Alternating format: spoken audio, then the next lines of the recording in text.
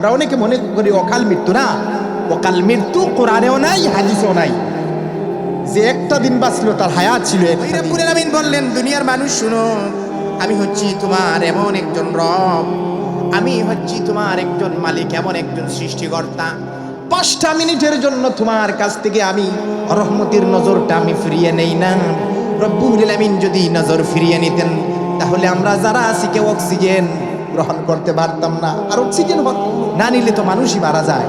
ওই রব এমন একজন রব বললেন, দুনিয়ার মানুষ কেমন করে তুমি আমি রব্বুল আলামিনের শুকরিয়া আদায় করবা।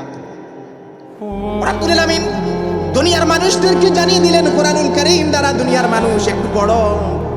রব্বুল আলামিন তিনি ঘোষণা করলেন, কুল লাউ কানাল বাহরু মিদাদাল লিকালিমাতি রাব্বি লানাফিদাল বাহরু ক্বাবলা আন তানফাদা কালিমাতু রাব্বি ওয়ালাউ জিনা বিমিসলিহি মাদাদা।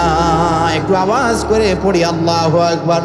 ওই রব্বুল আলামিন তিনি দুনিয়ার মানুষদেরকে জানিয়ে দিলেন, দুনিয়ার মানুষ এই পৃথিবীর মধ্যে যত সাগর আছে এবং যত মহাসাগর আছে, সমস্ত সাগরের পানি যদি খালি করে যদি তৈরি করা হয়, কালো বানানো হয়, ওই কালি বানানোর পর পৃথিবীর যত গাছগুলো আছে সমস্ত গাছগুলাদেরকে যদি কলম তৈরি করা হয়, পৃথিবীর সমস্ত সাগরের পানির কালিটুকুন শেষ হয়ে যাবে।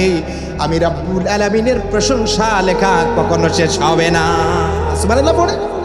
তিনি হচ্ছেন এমন একজন রব আমাদের। ওই রব বললেন, দুনিয়ার মানুষ শুনো, এই পৃথিবীর মধ্যে যাকে যেই রকম ইচ্ছা আমি সৃষ্টি করেছি। কারো হাত নাই, কারো পা নাই, কারো একটা চোখ নাই, কারো দুটা পাও নাই, এইরকম মানুষ আছে না নাই?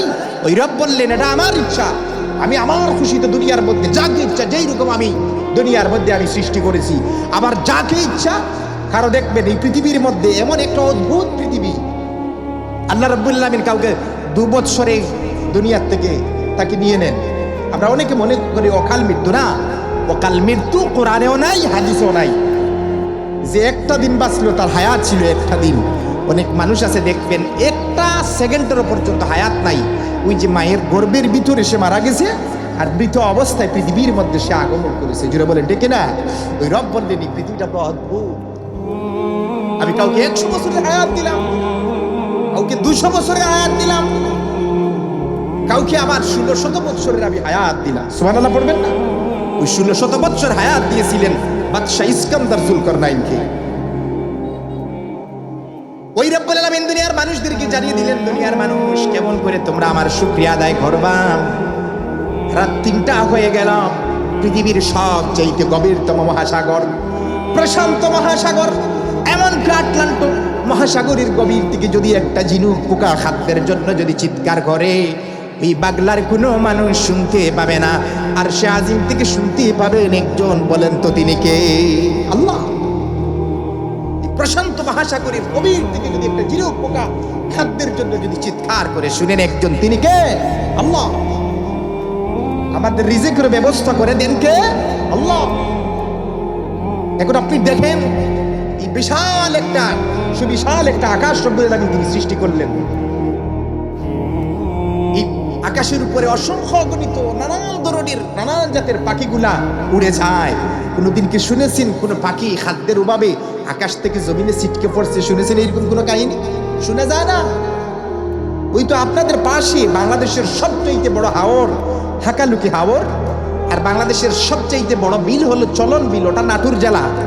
আর সবচেয়ে বড় হাওর হলো হাকালুকি হাওর, ওটা সিলেট জেলা এবং মৌলভীবাজার জেলায় অবস্থিত হয়। কোনোদিন কি শুনেছেন ওই হাকালুকি হাওরে ওই মাছগুলা, বিভিন্ন জাতের মাছগুলা খাদ্যের অভাবে মরে গিয়ে পানির উপর ভেসে উঠেছে? না, ওদেরকে রিজিকের ব্যবস্থা করে দেন কে? বলেন তো কে? আল্লাহ। ওই রব্বুল আলামিন বললেন, ওয়ামা মিন দাব্বাতিন ফিল আরদি ইল্লা আলাল্লাহি রিজকুহা। পৃথিবীর মধ্যে এমন কোন বিচরণশীল জীব বা প্রাণী নাই, আমি রব্বুল আলামিন তাদের রিজিকের ব্যবস্থা করি না। সুবহানাল্লাহ।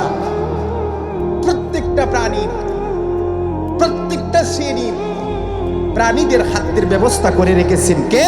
আল্লাহ। দেখবেন কেমন একজন রব পাইলাম, আর রহমান। তিনি হচ্ছেন তো রাহিম, তিনি হচ্ছেন রহমান। তিনি কেমন রহমান?